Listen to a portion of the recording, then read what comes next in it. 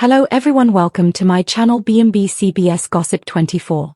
The bold and the beautiful spoilers for Wednesday, October 29th, reveal that Bill Spencer will get a shock while Deacon Sharp faces divorce pressure. Some happy news will spread while more romantic drama erupts, so here's what B&B fans can expect. For starters, Bill will get some exciting updates that leave him both stunned and elated. Although Bill knows Liam Spencer planned on fighting for his family's future, he'll still be pleasantly surprised to know he won't that fight so quickly. Liam wasted no time in proposing to Hope Logan, who accepted his offer of marriage and apologized for taking his love for granted. Both Hope and Liam know they've fumbled their relationship in the past, but now they're committed to doing things right. Beth Spencer is ecstatic over her parents getting remarried, so Liam will spill everything to Bill on Wednesday's show.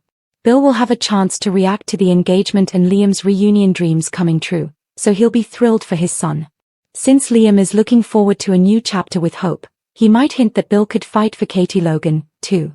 There may still be a chance for Katie and Bill's happy ending, but they have more Luna Nozawa messes to sort out first. Speaking of Luna, Deacon will continue to mull over the secrets Sheila Sharp kept regarding her granddaughter. Although Deacon still loves Sheila, it's been hard for him to get over her deception. Deacon has also been growing closer to Taylor Hayes through their therapy sessions, so he'll have their connection on his mind, too. As for Hope and Deke Sharp, they'll be an anti-Sheila team on Wednesday's B&B episode. Deke and Hope will try to convince Deacon that divorce is the best path forward, so he'll listen to some Sheila trashing and face more pressure to cut her loose permanently. The bold and the beautiful spoilers say Sheila will keep hoping for reconciliation instead and will deliver another heartfelt plea to Deacon later this week. Eric Forrester adjusts sketches on a table. Rich paces, cell phone in hand. Rich. She's been working non-stop, Dad. Press, patients, reporters, she hasn't had a full night's sleep since Bill leaked that footage. Eric. Taylor's strong. But even strong hearts can falter, son. Door opens. Taylor Hayes steps in, poised but pale. Taylor. You two can stop worrying. I'm fine. Rich. We're not worried. We're terrified. She laughs softly, crossing to them. Taylor. All this concern for one kiss? Honestly, Rich. Eric. It isn't the kiss, darling. It's the fallout. Taylor presses a hand to her chest briefly. No one notices. Taylor. If I survive 1,000 therapy sessions with Sheila Carter, I can survive a scandal. Rich. Let's hope you don't have to do both. Deacon wipes the counter. The lunchtime crowd thins. He looks toward the door as if expecting someone. Deacon. Come on, Taylor. Just tell me you're okay. His phone buzzes, an unknown number. He answers. Deacon. Hello? Sheila. Relax, lover boy. Just checking in. Deacon. You're not supposed to call me. Sheila. I heard Taylor's not feeling well. Guilt's a heavy thing, isn't it? Deacon. What are you doing, Sheila? Sheila. Nothing, yet. But when a woman steals your spotlight, you have to remind her who wrote the script. Deacon. Don't mess with her. Sheila. I don't have to. Life's already doing it for me. Click. The line goes dead. Deacon grabs his keys, panic rising. The family gathers for a strategy meeting, Rich, STFFY, Eric, and Taylor. A tray of tea sits untouched. Steffi. We can't ignore what Bill's doing. If he keeps spreading that video. Rich. We'll sue. I've already called Carter. Taylor. No. No lawsuits. I won't let this become another circus. Steffi. Mom. Taylor. I said no. Her voice echoes. Everyone goes silent. Taylor steadies herself, breathing shallowly. Eric. Taylor, sit down. You look. She tries to wave him off, but her words trail. Her hand flies to her chest. A sharp inhale, then her knees buckle. Rich. Mom. They catch her before she hits the floor. Eric grabs his phone. Eric. Call an ambulance, now. Camera tight on Rich's face, terror and denial. Monitors beep faintly behind glass. Rich and Steffi stand outside Taylor's room as doctors work. Steffi. It happened so fast. Rich. They said cardiac episode. That's stress. That's us. He slams a fist softly against the wall, fighting emotion. Rich. All this gossip, Bill's footage, Sheila's poison. Steffi. You think Sheila had something to do with this? Before he can answer, Deacon rushes in, out of breath. Deacon. Where is she? Rich. You've got nerve showing up here. Deacon. Sheila called me. She knew Taylor wasn't well. Ask yourself how. Rich and Steffi exchange alarmed looks. Taylor lies propped on the bed, pale but conscious. Her hand shakes as she reaches for Rich. Taylor. It's just exhaustion. Please don't look at me like that. Rich. You scared us half to death. Taylor. I scared myself. For a second. I thought I was hearing Sheila's voice in my head. Rich exchanges a troubled glance with Deacon, who's at the foot of the bed. Deacon. It wasn't in your head. She's been calling me. She knows too much. Taylor's eyes widen, her heart monitor blips faster. Taylor. Don't tell me she's doing this again. Rich. Stop thinking about her. Focus on healing. Taylor. That woman doesn't let anyone heal, Rich. She keeps reopening the wound. Camera lingers on Rich squeezing her hand. Scene 6, int. Hospital cafeteria, evening. Rich confronts Deacon privately. Steam rises from untouched coffee. Rich. If she comes near Taylor again. Deacon. You think I'm inviting her? She finds a way in no matter how many locks you change. Rich. Then help me stop her. Deacon. You can't stop Sheila.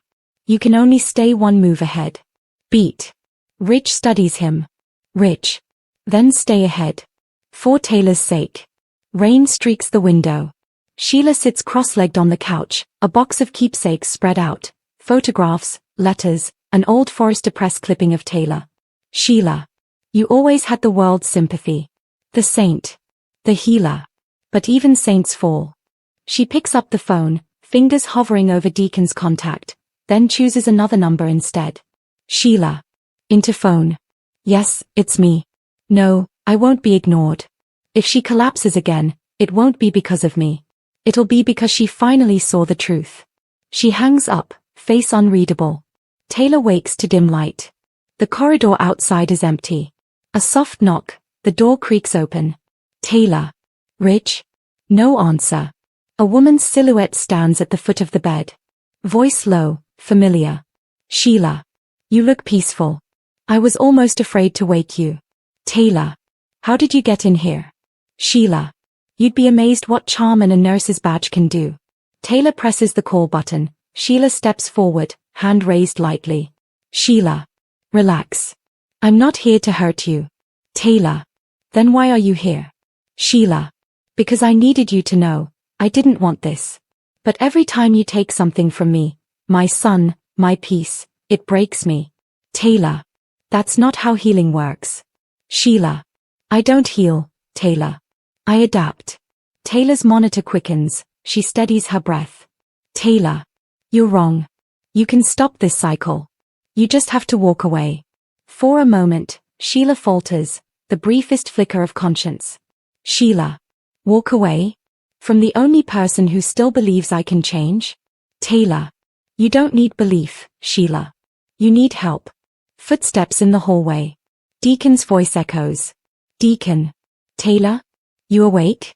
Sheila freezes, torn between staying and fleeing. Sheila. Tell him you're fine. Tell him you never saw me. Taylor. And if I don't? Sheila. Then everyone learns what happens when you play therapist to a storm. Deacon enters. Sheila slips behind the door, unseen. Deacon. You okay? Taylor. She was here. Deacon turns, but the door swings shut, the corridor empty. Deacon runs out, scanning the hallway. Security lights flicker. At the end of the corridor, a figure in a nurse's coat disappears through a stairwell door. Deacon. Sheila. He starts after her, but pauses when his phone buzzes. A new message. Don't chase me. You'll just get lost again. He stares down the empty hall, rain pattering against the windows. Rain turns to mist.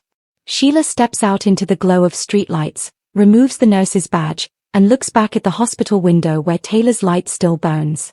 Sheila. You think you've won, Taylor. But you still don't understand. Hearts don't heal, they remember. She walks into the fog. Cut to Taylor watching from her window, hand pressed to the glass, heartbeat monitor steady. Liam Spencer enters carrying coffee and that familiar anxious charm. Liam. Everything looks perfect, Hope. Just like you. Hope senses the sweetness, but there's hesitation in her eyes, the kind of soap opera hesitation that hints something isn't settled. Hope. It's perfect, yes, but are we? Liam tries to reassure her, insisting they are starting fresh, but her voice cracks when she admits she hasn't told Thomas about the proposal. That name lands like thunder. Liam. You don't owe Thomas anything. Hope. Maybe not, but part of me still feels like I do. As Hope stares at her engagement ring, music swells, the classic Forrester piano cue, signaling that love triangles never die. At the restaurant, Deacon Sharp wipes down tables, lost in thought about his conversation with Taylor Hayes. The door opens and a delivery boy drops an envelope marked private. Deacon opens it, divorce papers from Sheila Carter's attorney. He lets out a shaky laugh that quickly turns to disbelief. Deacon. Sheila, you actually went through with it. Moments later, his phone buzzes, an unknown number. He answers, and her voice cuts through, half apology, half warning. Sheila. Don't sign them yet. Please. I need to see you. The call ends. Deacon stares at the papers, torn between freedom and guilt. Bill Spencer strides into his office expecting business as usual, until Liam calls with shocking news. Deacon might be divorcing Sheila. Bill's reaction is oddly conflicted. Bill. Maybe the world finally got lucky, or maybe that woman's up to something again. Then his assistant enters with a small box delivered from Carter Walton, attorney. Bill opens it. Inside is a flash drive labeled Sheila, confidential. His expression hardens. This isn't random. He plugs it in, and the screen flashes a single line. If you want to know what she's planning, press play. Bill's eyes widen, end of scene beat. Taylor sits opposite a client, but she's clearly distracted.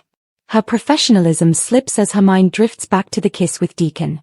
When the session ends, she picks up her journal and starts dictating notes aloud. Taylor. Boundary transference, when emotion blurs between patient and therapist. Beat. Or between two people who should know better.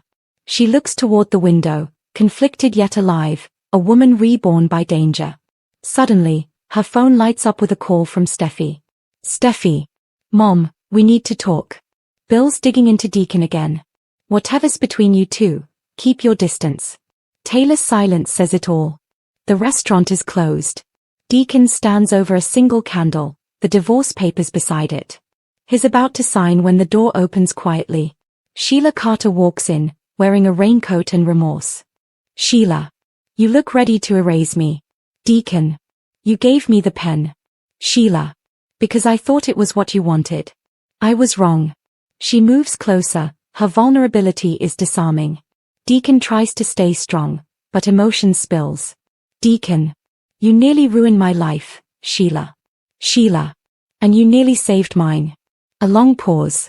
Deacon whispers, we're toxic, but she reaches for his hand anyway. Bill finally presses play. The video begins, grainy security footage of Deacon and Sheila talking at the restaurant, recorded from outside. Then the footage cuts to a second clip, Taylor Hayes entering the same night. Bill's jaw tightens. Bill. Well. Looks like Dr. Hayes has joined the circus. He leans back, smirking, but there's a hint of genuine worry.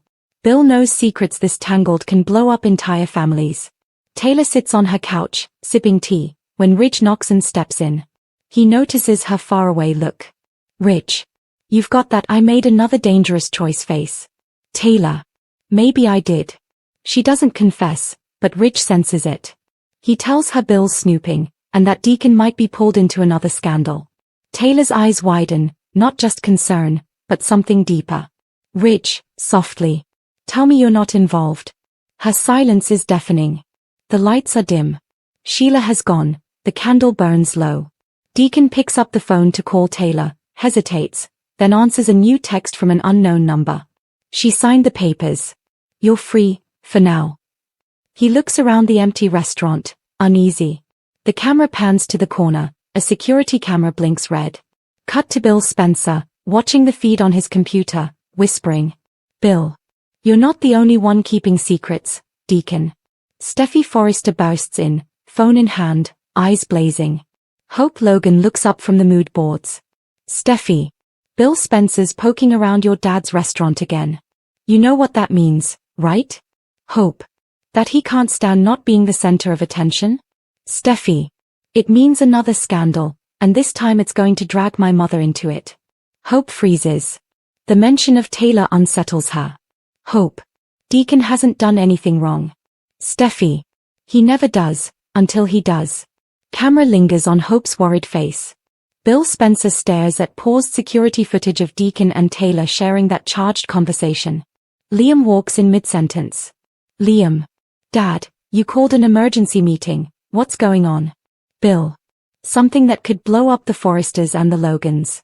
He hits play. Liam's jaw tightens. Liam. You're spying on people now? Bill. Information is leverage. And leverage keeps my family safe. Liam.